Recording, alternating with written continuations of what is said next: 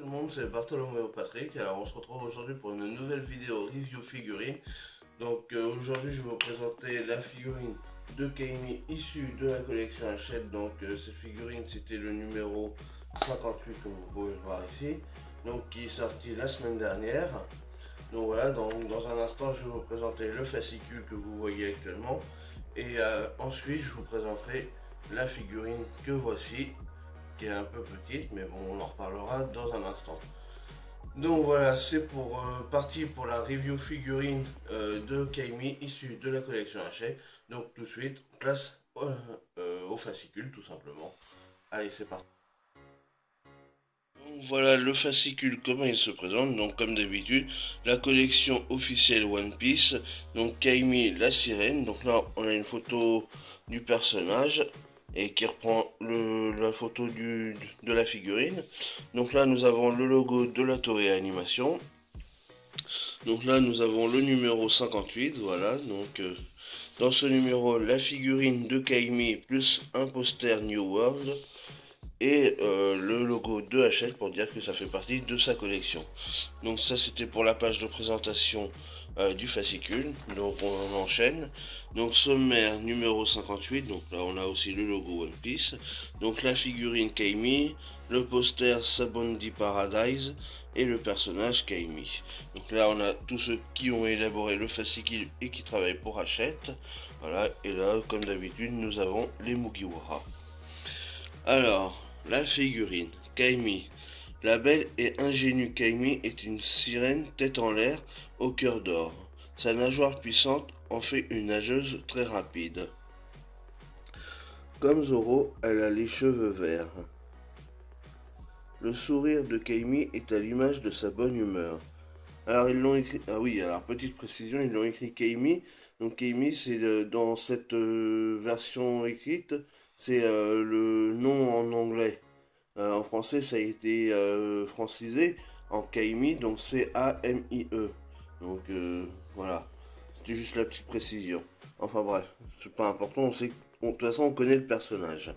Alors, elle porte un chouchou bleu pâle à son poignet droit et un collier rose à son cou. Donc là, voilà. Alors, son débardeur noir porte le logo de la marque Criminal. Donc là, voilà.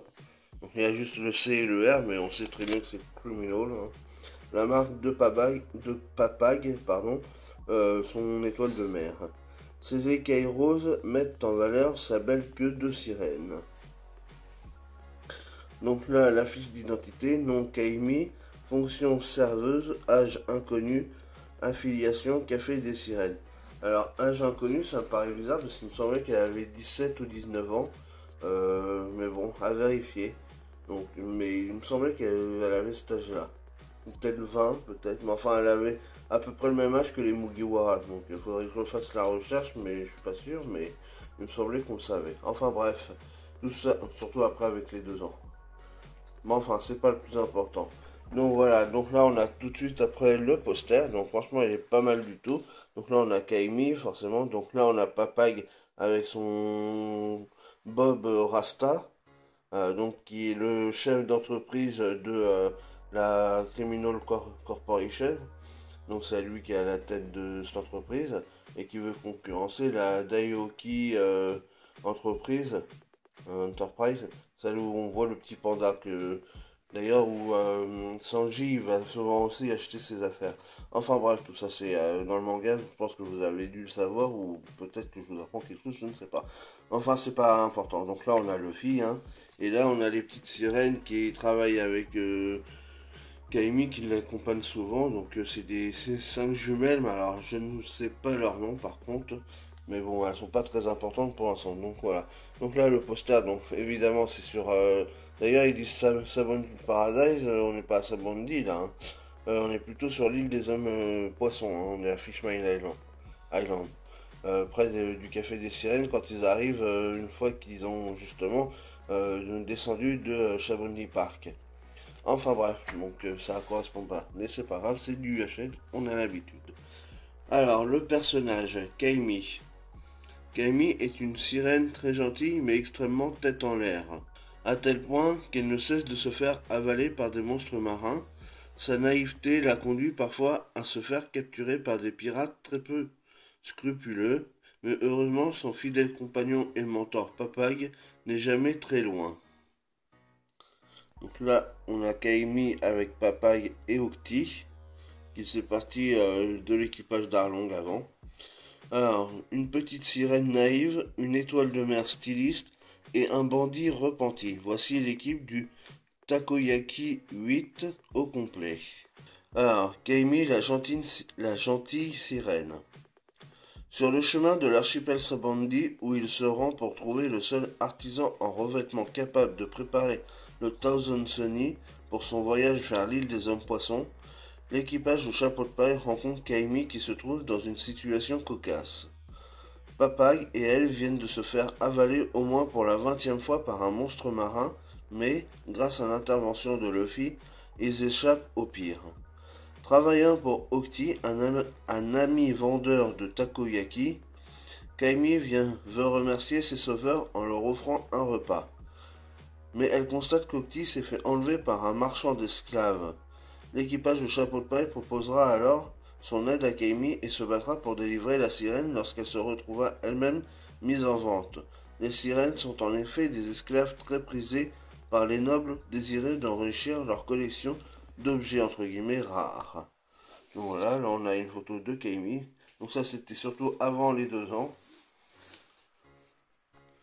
Alors, en rencontrant Luffy et son équipage, Kaimi et Papay ont trouvé de véritables et fidèles amis.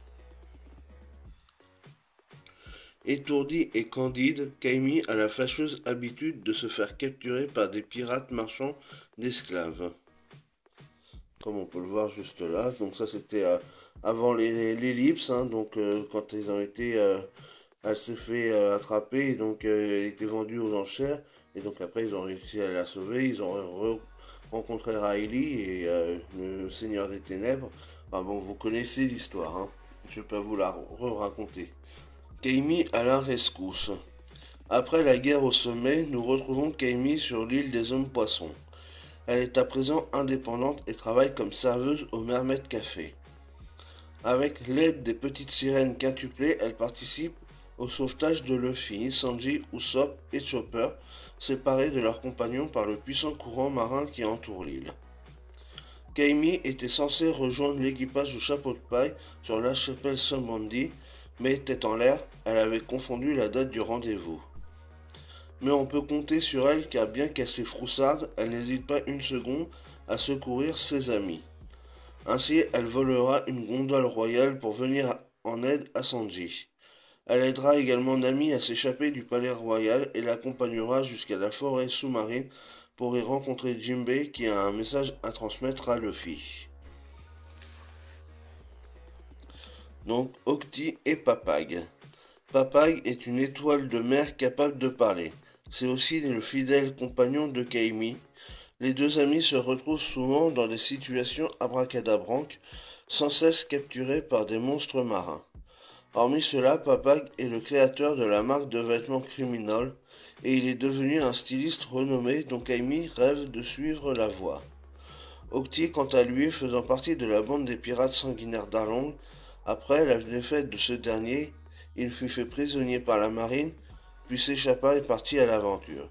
C'est alors qu'il rencontrera Kaimi et Papag.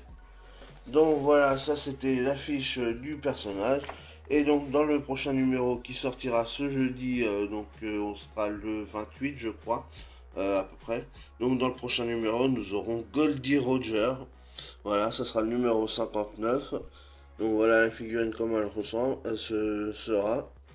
Alors oui, on voit sa tête. Hein. À première vue, on a l'impression qu'on voit pas ses yeux ni rien, mais si, c'est parce qu'il a la tête penchée, donc on le voit quand même. Donc voilà, donc ça c'est dans sa forme où il s'en va pour aller vers l'échafaud et se faire exécuter par la marine. Donc voilà, donc ça sera une photo de 11 cm environ, photo non contractuelle. Donc voilà, et le suivant, donc ça sera le numéro 60, ça sera normalement Gecko Moria. Après, pour les suivants, donc je ne sais pas, j'ai fait une demande auprès de Hachette, mais ils m'ont pas répondu, enfin ils m'ont répondu que la liste n'était toujours pas établie, mais qu'à ce jour, il y aurait 80 numéros de prévus. Donc voilà, j'en ne sais pas plus malheureusement. J'aurais bien aimé aussi savoir justement c'est quoi les prochains numéros. Parce qu'il y a encore tellement de personnages qui n'ont pas été faits, hein. Il y a encore Marco, il y a encore bah, quasiment tous les supernovas qui n'ont pas été faits. Donc et plein d'autres. Donc c'est dommage. Enfin bref, donc voilà, ça c'était le fascicule. Et donc du coup on se retrouve tout de suite pour la figurine qui est juste là. Donc c'est parti pour la review de la figurine dans un instant.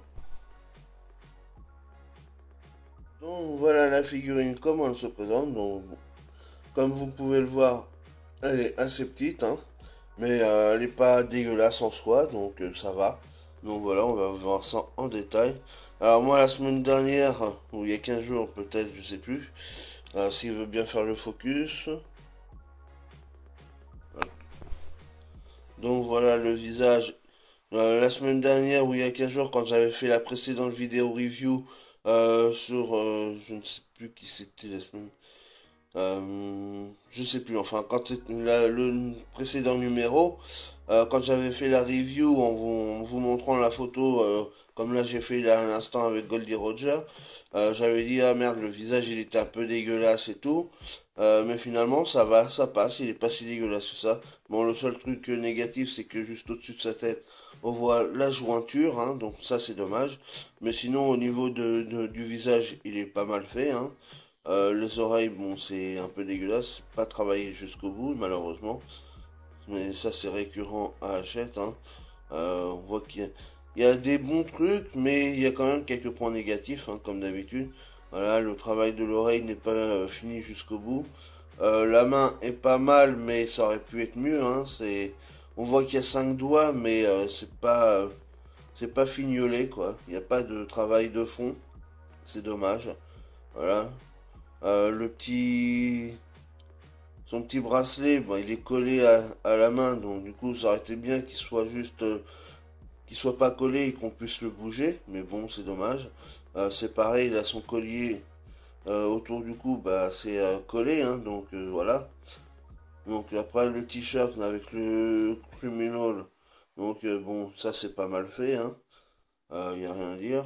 La brassière elle est plutôt correcte. Les boobs ils sont respectés. Voilà.